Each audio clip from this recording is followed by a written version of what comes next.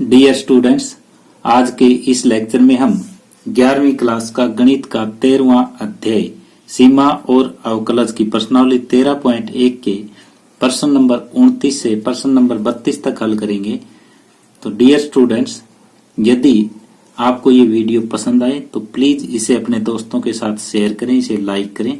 यदि आप इस चैनल पे नए हैं या आपने अभी तक इस चैनल को सब्सक्राइब नहीं किया है तो प्लीज इस चैनल को सब्सक्राइब कर लें और बेल वाला आइकॉन भी साथ में दबा लें ताकि आने वाले वीडियोस के नोटिफिकेशन आप तक पहुंचते रहें। तो यहाँ पे प्रश्न नंबर 29 है। मान लीजिए a1, a2, a3, an अचर वास्तविक संख्याएं हैं और एक फलन fx बराबर x minus a1, x minus a2, x minus a3 और इस तरह से बढ़ता हुआ x माइनस an तक से परिभाषित है। ये फलन दिया हुआ है और a1, a2, a3, an सारी की सारी अचर वास्तविक संख्याएं हैं। तो हमें limit x tend to a1 fx ज्ञात करना है। एक पार्ट तो है ये। दूसरा ये कहता है कि a इनमें से किसी भी संख्या के बराबर नहीं है तो limit x tend to a fx ज्ञात कीजिए। तो यहाँ हमारे पास दो क्वेश्चन है। fx हमें दिया हुआ है, limit x tend to a1 fx ज्ञात करना है। दूसरा limit x tend to a fx ज्ञात करना है और a इनमें से किसी भी अचर वास्तविक संख्या के बराबर नहीं है। तो पहले हम पहला भाग कर रहे हैं कि limit x tend to a1 और हमें फलन जो मिला है वो क्या मिला है कि limit x tend to a1 fx का मान है वो है x minus a1, x minus a2, x minus a3 ऐसे ऐसे बढ़ता जाएगा x माइनस an तक। जब हम x की जगह a1 लिखेंगे, यहाँ पे भी, यहाँ पे भी, यहाँ पे भी, सभी जगह x की जगह a1 लिखेंगे तो ये पहला भाग जो है वो a1 माइनस a1 हो जाएगा। तो ये लिखो, ये होगा a1 minus a1, a1 minus a2, ये a1 माइनस a3 ऐसे ऐसे बढ़ता जाएगा a1 माइनस an। तो ये देखो a1 में से a1 घटेगा तो ये 0 हो जाएगा। 0 गुणा में ये कुछ भी है a1 minus a2, a1 minus a3, ये सारे का सारा जो है गुणा होके क्या हो जाएगा 0 हो जाएगा। तो ये आएगा 0। तो limit x tend to 1 a1 fx का मान हमारे पास 0 आया। एक पार्ट तो ये कंप्लीट हुआ। अब दूसरा पार्ट है कि a इनमें से किसी के बराबर नहीं है तो limit x tend to a fx हमें ज्ञात करना है। तो दूसरा भाग limit x tend to a fx हमें ज्ञात करना है। तो ये हो जाएगा limit x tend to a fx का मान हम रखेंगे तो x minus a1, x minus a2, x minus a3 और ये बढ़ता हुआ x माइनस an तक जा रहा है। तो x की जगह हम a रखेंगे जितने भी x है। तो ये होगा a minus a1, a minus a2, a minus a3 और इस तरह से बढ़ता जाएगा a माइनस an। तो ये 0 नहीं होगा। क्यों नहीं होगा? क्योंकि कोई भी a1, a2, a3, an में से किसी के बराबर भी नहीं है। a का मान a1, a2, a3, an में से किसी के बराबर नहीं है, इसलिए ये 0 नहीं होगा। तो x tend to a limit of x का मान a minus a1, a minus a2, a minus a3, a minus an ये आया। तो यहाँ हमारे पास इस क्वेश्चन को दो भागों में करना था। Limit x tend to a1 fx ज्ञात करना था और दोबारा limit x tend to a fx ज्ञात करना था। यहाँ तो a1 में से a1 घटेगा तो 0 हो जाएगा। 0 गुना ये सारी टर्म जो है वो 0 हो जाएगी। तो पहले भाग का उत्तर 0 आ जाएगा और दूसरे भाग का उत्तर a minus a1, a minus a2, a minus a3 इस तरह से बढ़ता हुआ a माइनस an तक चला जाएगा।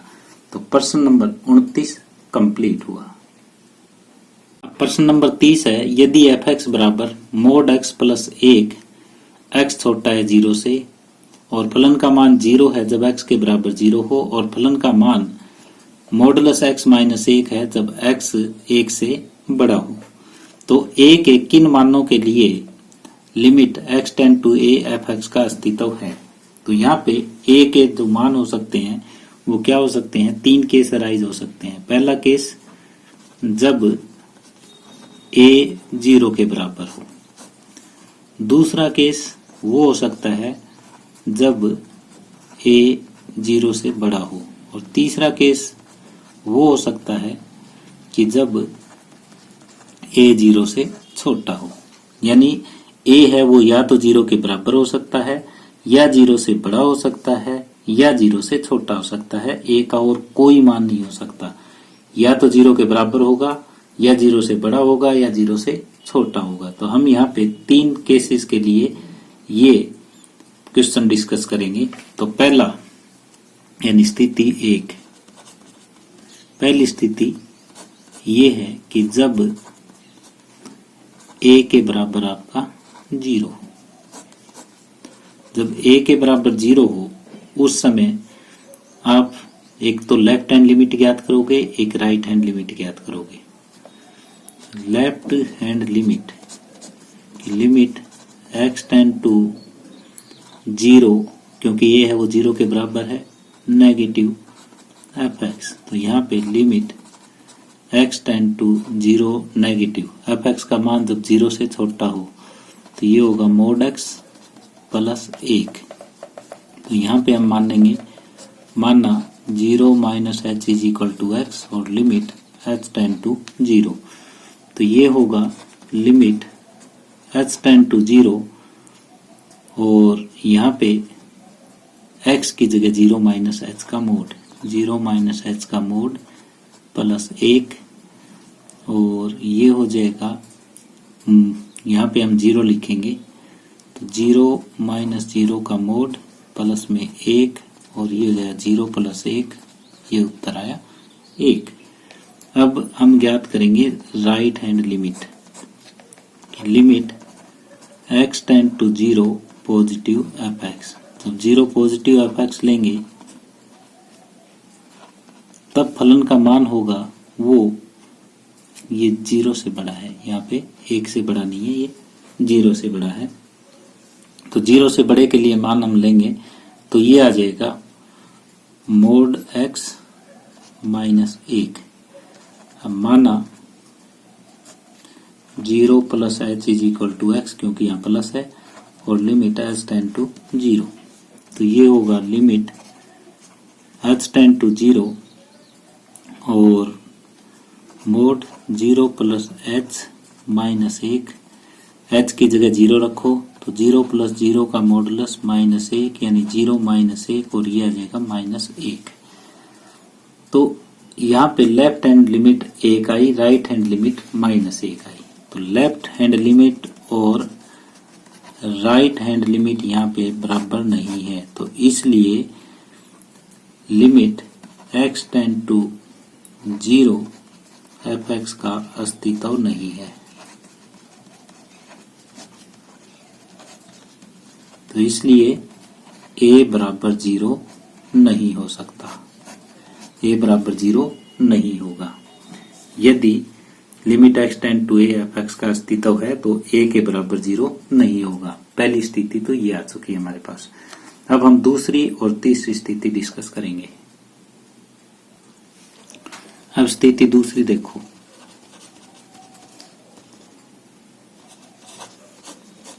दूसरी स्थिति में जब a 0 से बड़ा हो, जब a बड़ा है 0 से, तो जब a बड़ा है 0 से तो फलन का मान जो है वो हमारे पास क्या हो जाएगा, f(x) का मान है वो mod x माइनस 1 होगा। अब यहाँ पे हम लेफ्ट हैंड लिमिट ज्ञात करेंगे कि limit x tend to a negative, और फलन का मान है वो ये है कि mod x minus 1।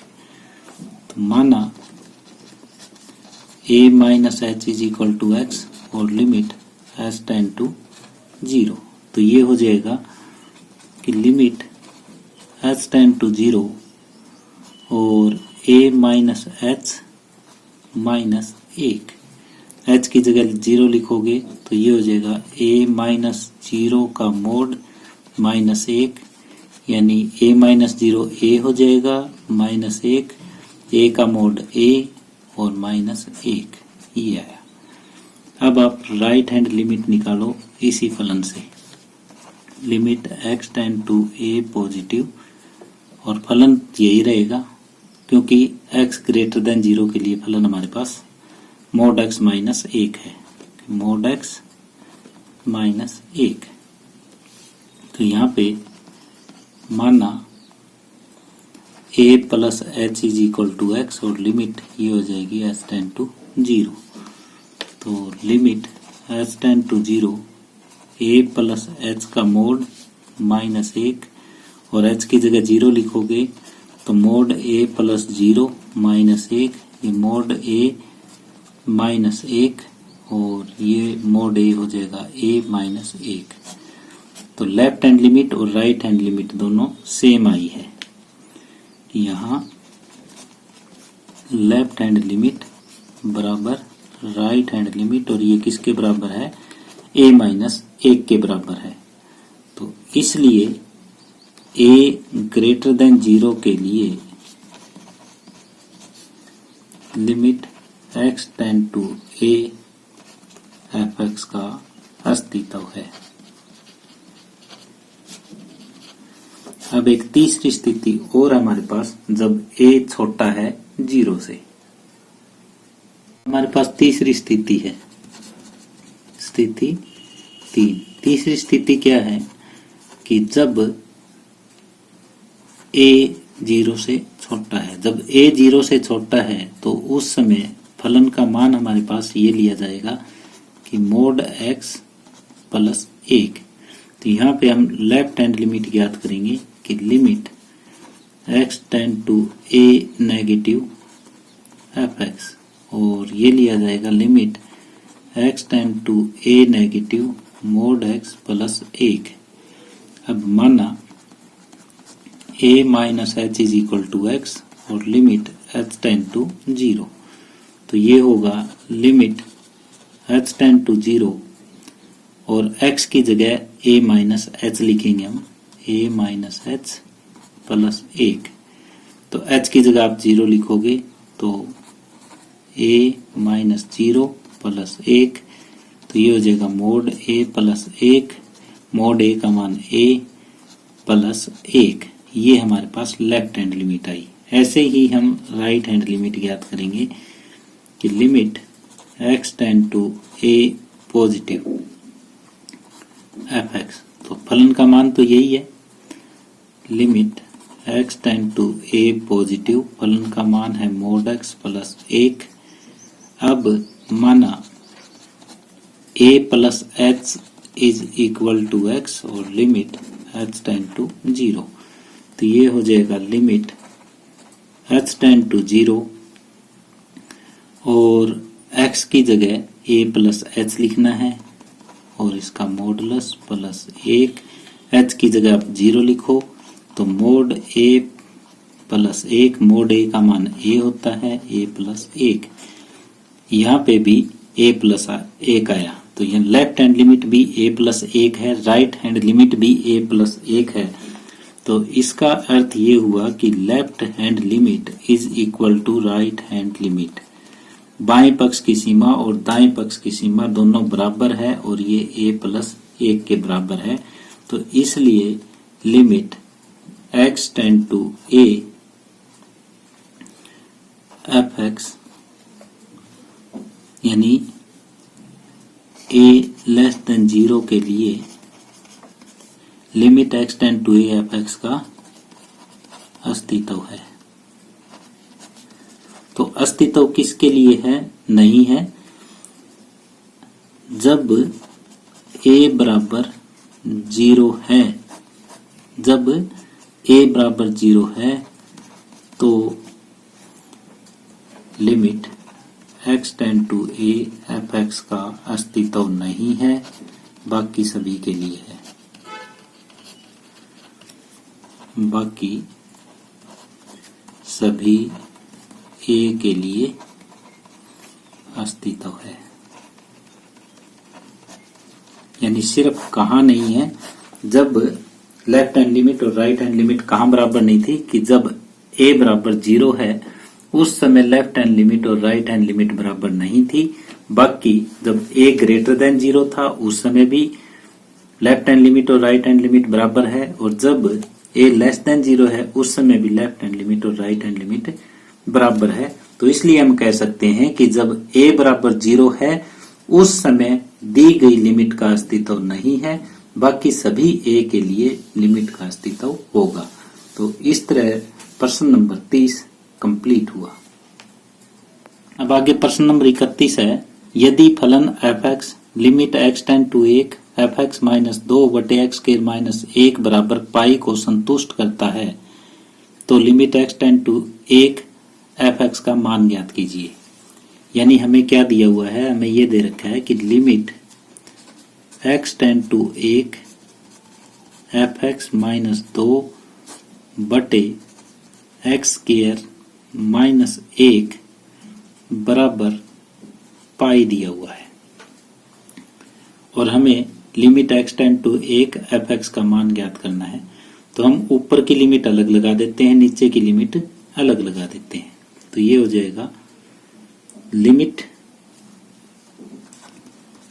x tend to 1 f(x) minus 2, ये ऊपर की लिमिट लगा दी हमने, नीचे की लिमिट अलग लगा देते हैं। Limit x tend to 1 x square minus 1 बराबर पाई। अब आर पार हम गुणा कर देते हैं, ये गुणा इधर कर देंगे तो ये हो जाएगा limit x tend to 1 f(x) minus 2 बराबर पाई गुणा limit x tend to 1 x square minus 1, ये हो जाएगा।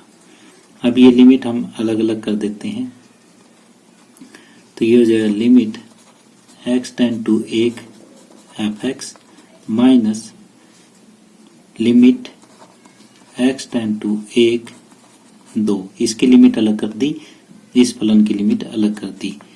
ये पाई गुणा में ये x की जगह आप 1 रखो तो 1 का स्क्वायर माइनस 1, तो ये होगा limit x tend to 1 f(x) minus में ये हो जाएगा, यहाँ पे x तो है ही नहीं तो 2 का 2 रह जाएगा, 1 माइनस 1 0, 0 गुणा पाई 0। अब इस 2 को उधर भेज दो, limit x tend to 1 f(x) का मान कितना आ जाएगा 2, और यही हमें पूछा था।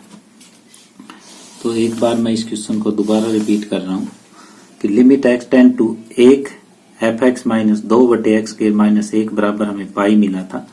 हमने ऊपर की लिमिट अलग लगा दी, नीचे की लिमिट अलग लगा दी, फिर हमने क्रॉस मल्टीप्लाई कर दिया, ये एम्प्लाइज का निशान आएगा यहाँ पे, हमने क्रॉस मल्टीप्लाई कर दिया। क्रॉस मल्टीप्लाई करके इधर की लिमिट हमने अलग अलग कर दी थी, और यहाँ राइट हैंड साइड में जब लिमिट x बराबर 1 हमने रखी तो राइट हैंड साइड 0 हो गई, इस 2 को हम इधर ले आए तो limit x tend to 1 f(x) का मान हमारे पास 2 आ जाएगा।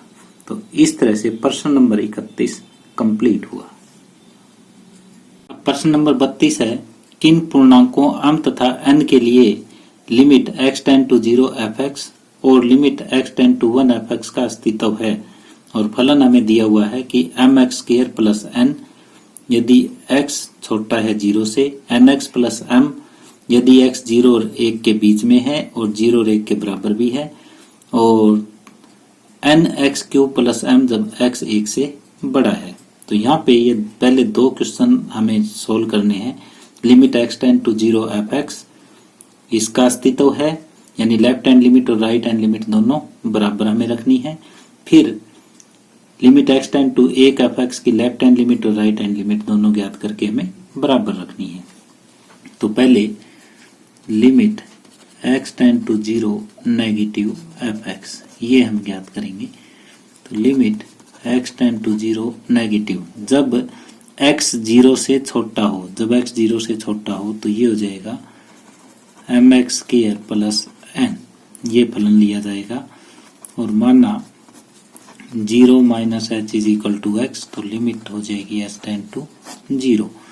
तो ये लिमिट एच टेंड टू 0 ये लेफ्ट हैंड लिमिट थी at x is equal to 0 पे।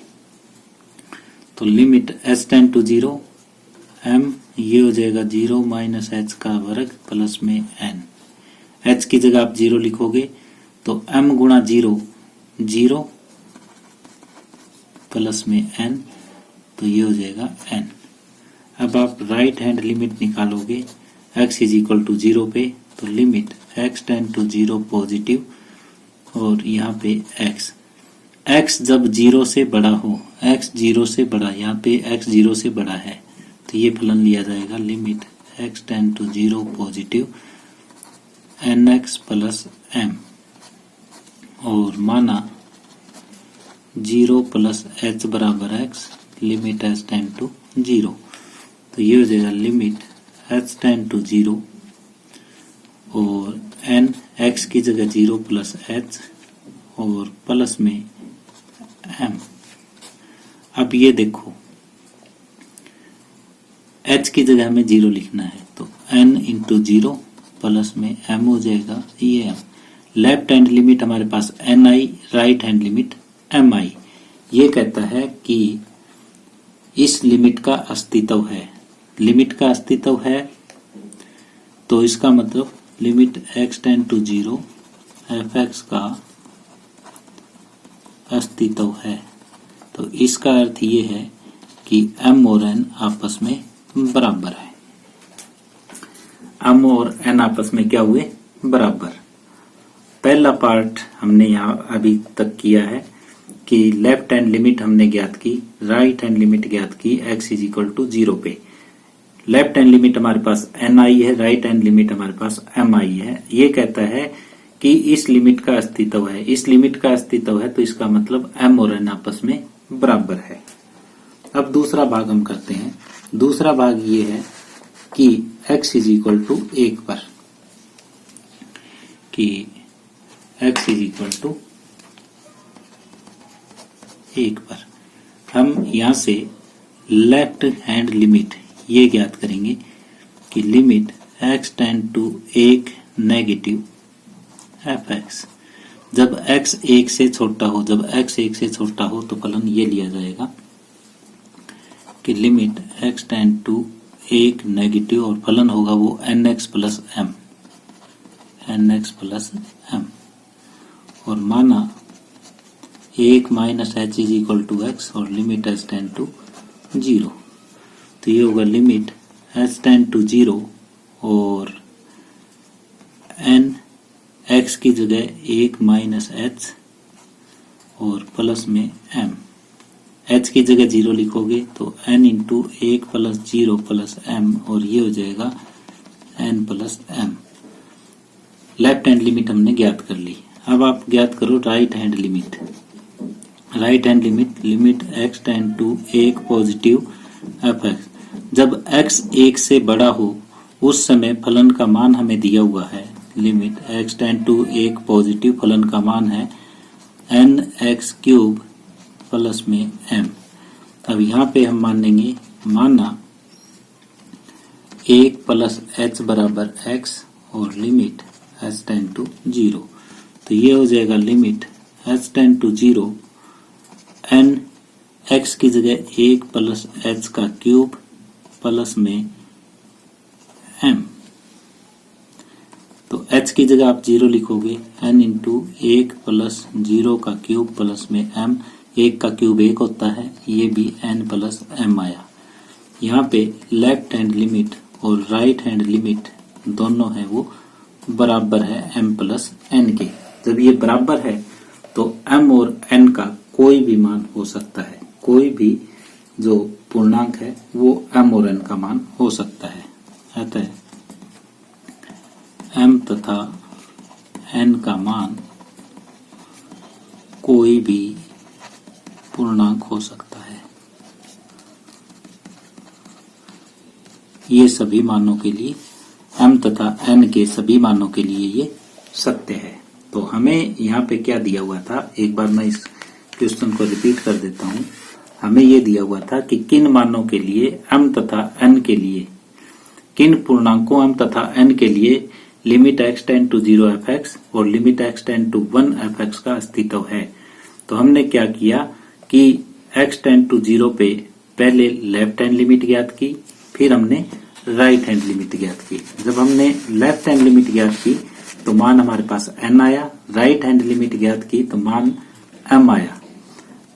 यहाँ पे limit x tend to 0 fx का अस्तित्व है, ये हमें दिया हुआ था, तो इसलिए m और n आपस में क्या होंगे, बराबर होंगे।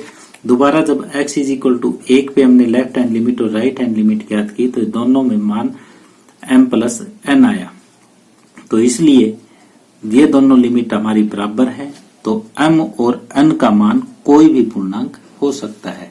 तो इस तरह से प्रश्न नंबर 32 कंप्लीट हुआ।